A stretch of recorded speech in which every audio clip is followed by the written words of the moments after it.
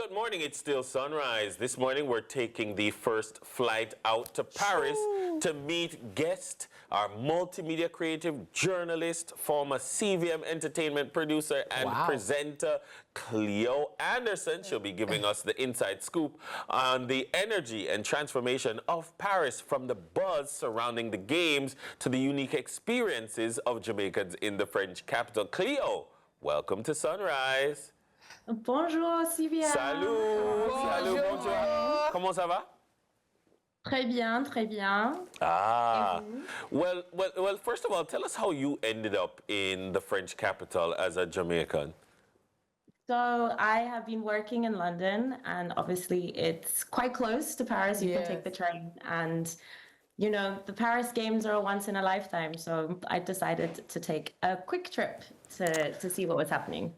So tell us, I mean, in the days leading up to the games, what we noticed was that Paris went quiet. Like, the Parisians left.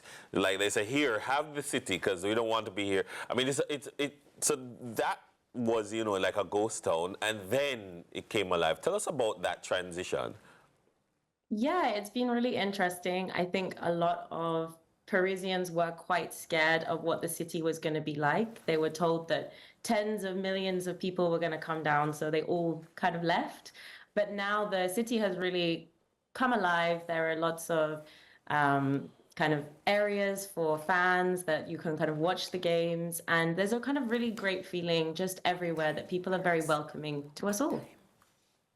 So what's the vibe generally like there now, Cleo? You know, you've been there, you've seen, we've had the opening ceremony. What's the vibe like on the ground? How palpable is the excitement? Yeah, it's interesting. I would say it's a Paris of two halves. So if you're anywhere where there is kind of Olympic Games or there is kind of like TV set up, then you're getting people shouting and having a vibe and having a party. But if you go a bit further away where like the Olympics isn't, it's so quiet. They've kind of cut the traffic. So it's actually very peaceful. Like, Paris is usually very busy, lots of cars, a little bit like Kingston. So imagine just like no traffic. It's quite nice. So where are you? Are you like in the heart of it? Like, so, okay, so it's like 1:58 p.m. there now, right? Are you in the heart of it? Where are you located? So I'm staying with a friend, and I'm located probably about kind of 30-minute walk from the main center. Okay. So this is quite quiet where I am. But as I said, you kind of walk in and you start to just realize people have got their face paint on. You start to hear in like different brasseries or bistros, they're watching matches. And you hear people kind of shouting and getting into the spirit. Yeah, I was wondering about that because, you know, I mean, you'd expect in the arrondissement where the Eiffel Tower is, that's like the heart of it. But there are, you know, as you fan out, you know, other neighborhoods and communities. But what are the traditional tourist hotspots like? Because, you know, the Louvre, the Arc de Triomphe, of course, well, the tower is going to be very busy. Yeah, I think they closed it. Like, what are those spaces like, which are usually very busy and heavily trafficked? You know, have you been to any of those places? And other spaces?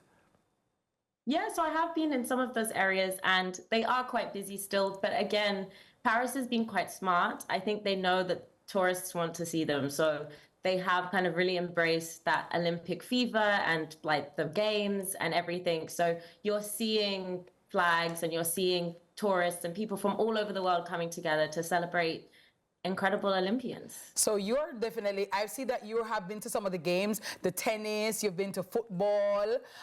Where is that? Where else have you been, and how have the games been? Yeah, it's been really, really exciting, and that's something I would say to people. I know we all want Jamaica to win. We're all going to be watching the athletics when that time comes. But I've been discovering some sports I've never even seen before. So I watched badminton last night, and just, they're amazing. It's incredible, like the speed and like the athleticism.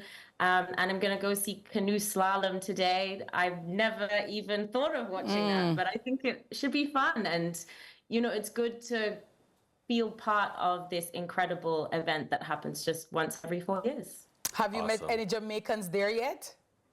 I haven't. I saw some Trinis the other day, so we had a little, Caribbean kind of moment, but I haven't seen any fellow Jamaicans. But I take my Jamaican flag with me everywhere, so you got to represent. Absolutely Awesome. amazing. Awesome. Lovely. All All right. right. Well, Cleo, enjoy for us. We will be enjoying vicariously through you. And one of the things, Dennis, I like that what Cleo said, because out here, we're primarily focused on the athletics. We don't have a business on else. Yeah. But there are so many other games and sports going on for, to be able to see, for you to learn and enjoy. So I wish you all the best. Please keep us up to date as to all that's happening. I know track and field starts when, Dennis? The 3rd? The 3rd? I think. Yeah, Friday. TK says Friday. So we're looking forward to that. So big ups to you, Cleo. Thank you so much for sharing. Please be safe and all the best. All right? All right. Lovely. Thank you That so was much. Cleo Merci. Anderson. Bye. Au revoir. Au revoir. Au revoir. Yes. Cleo Anderson, multimedia creative, journalist, and former CVM entertainment producer. We take a quick break right now as TK is on standby with news right after this.